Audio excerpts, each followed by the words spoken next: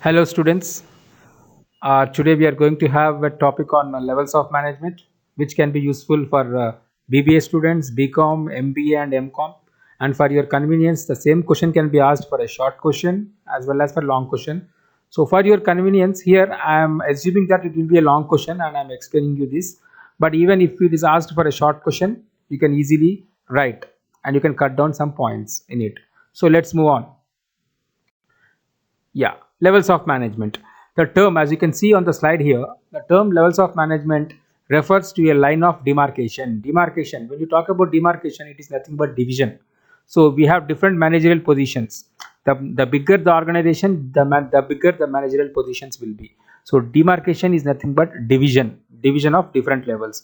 So when you talk about the management will be of different levels: top level, middle level, and lower level. If the size of the business is very big, obviously the workforce increases and vice versa. So the level of management determines a chain of command, the amount of authority and status enjoyed by any managerial position. The level of management can be classified in three broad categories, as you can see on the next slide.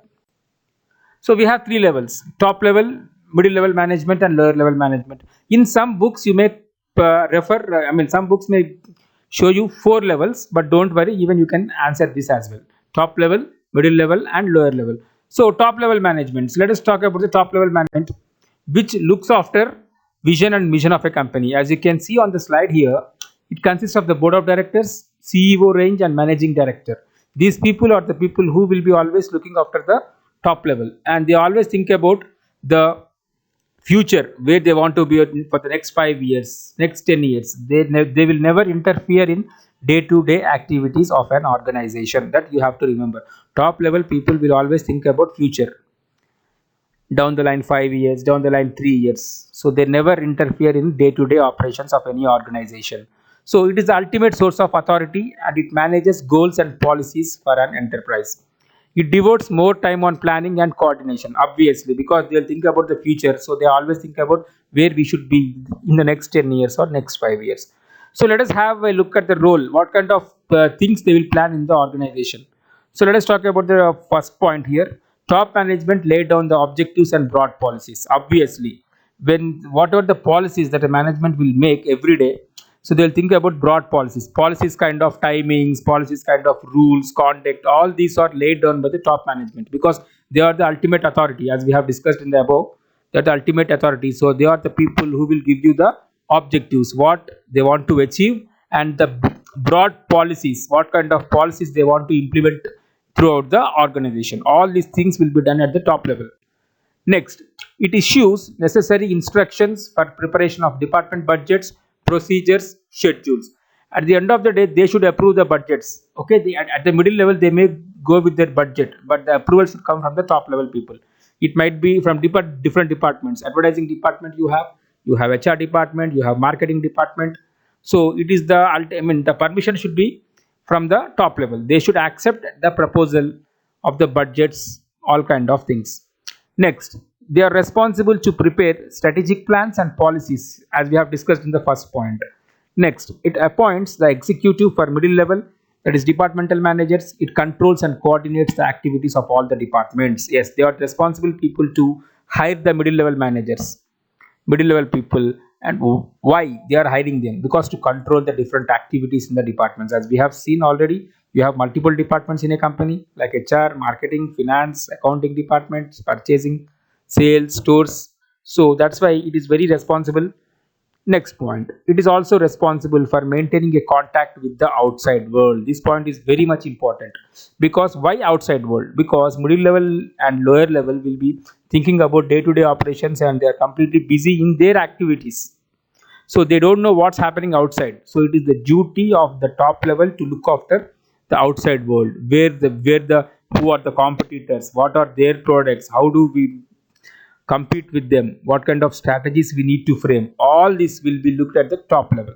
Next, it provides guidance and direction. Yes, obviously they are the people who will be giving you the guidance and direction, where they want to be, where they want to see their company in the coming 3 years and in the coming 5 years.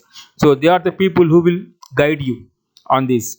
Next, last point, the top management is also responsible towards the shareholders. Yes, if it is an MNC company, joint stock companies, as you can see, you have multiple shareholders. So they have to be very transparent. The top management, this board of directors, who will be representing the share of shareholders. So it is the responsibility of the top management to be transparent to the shareholders. Whenever there is any new decision that is going to take place in any company, they should clearly inform it to the shareholders because they are the ultimate owners. So it is the responsibility of the top management to look after the shareholders of a company. Next, as we are done with the top level, now we'll move on to the next level, that is middle level management. So here we have different departmental managers, as we have already discussed. You have a head for HR department, you have a head for marketing department, sales, like that. So here what happens? They are responsible to the top management for the functioning of the department. And the top level management will give lot of responsibility or lot of tasks to the middle level people, and they are the people who need to do those functionally. So that's why they devote more time to organizational and directional functions. In small organization, there will be only one layer of middle management. If it's a multi in MNC or conglomerates, you may have two middle level managements. Okay, depends on the size of the company. So, and if it is a very big company, big enterprises, they may have senior and junior middle level management. If it is a small in size, you may have only one middle level management. So yes, next we'll move on to the next slide here. So what are their roles? Being in the middle level management, what kind of roles do they play? Yes, they execute the plans. Yes, top level will be thinking a lot of plans, but at the end of the day, these people who need to execute that, okay, and they have to make sure that they are following all the policies and directives of the top management. Okay, that is very much important. They should not deviate from the policies of the top management. Whatever the policies were set by the top management, these middle level managers has to make sure that they are confined with these policies only. For example, the top management policies might be eco-friendly products. Then these middle level people should not think about, beyond eco-friendly, they should think about environmental friendly products. That's it. Next, honesty might be their policy, for example. So the thing is, whatever they want to execute, they need to get it from the top level management. And then they participate in employment and training of lower level management, obviously, because they are the middle level people, and they always wants to train the lower level people, like supervisors, for example. Next, they interpret and explain policies. Yes, sometimes what happens, the top level people's, the wordings they use in their policies might be very tough to understand for the lower level people because of this, because of their uh, semi-literate kind of things, or they may not be that educated enough, or they may not be that competent enough to understand the top level policies. So it is the duty of the middle level to make sure that these are clearly explained to the lower level managers, because the lower level or supervisor, they may not be that educated enough. Okay, na? So this is what this particular point says. They need to interpret, and they need to make sure that these policies are explained in a very easier fashion or easier way. Next, they are responsible for coordinating the activities within the division or department, obviously. Next, it also sends important reports and other important data. Obviously, they will collect the data from the lower level people, and they need to make sure that they are giving it to the top level. So simply in one way, they will act as a bridge between top level and lower level. So whenever you talk about middle level management will always act as a bridge between top level and lower level, that you need to report, and they need to be very good communicators as well, and they need to interpret the policies of the company, and they need to explain those policies in a very easier manner to the lower level people. Next, obviously, they will evaluating the performance of junior managers, because it is the duty to evaluate and monitor the performance of junior managers. And then we'll move on to the next one. They are responsible for inspiring lower level managers towards better performance. Obviously, they need to improve the lower level people. Next, we'll move on to the final one, that is lower level of management, which can also be called as, in some books you can find it as supervisory level of management or operative level of management.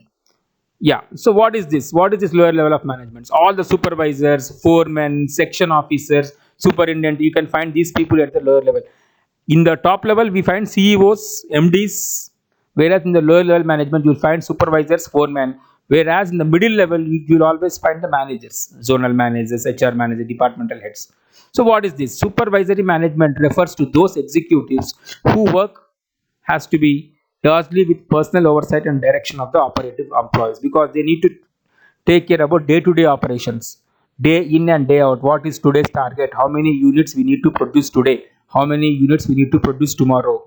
So by the weekend, how many units we need to produce? These kind of targets will be given by the top lower level management people. So let us have a look at their activities. First one, assigning of jobs and tasks to various workers. Yes, किसका काम किसको देना है, that is what they are all more focused on. Next, they guide and instruct workers from day-to-day activities. They are responsible for quality as well as quantity. Yes, it's not about only quantity. Yes, you have to produce 1,000 units, but at a very good quality as well. So they won't get compromised in quality as well. Next, they are also entrusted with the responsibility of maintaining good relation in the organization. Obviously, they communicate workers' problems, suggestions, recommendations. Yes, they take the recommendations from the lower level people or labor. Next, they are the people who tries to solve the problems of the workers, grievances.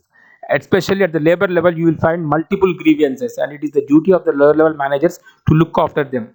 Because at the labor level, you have multiple grievances. It might be regarding their behavior, their conduct, the kind of working, all these things. Next, they are the people who should provide the necessary materials, machines, tools, because labor will still simply come, but they should get ready with the tools, with the operator machines over there.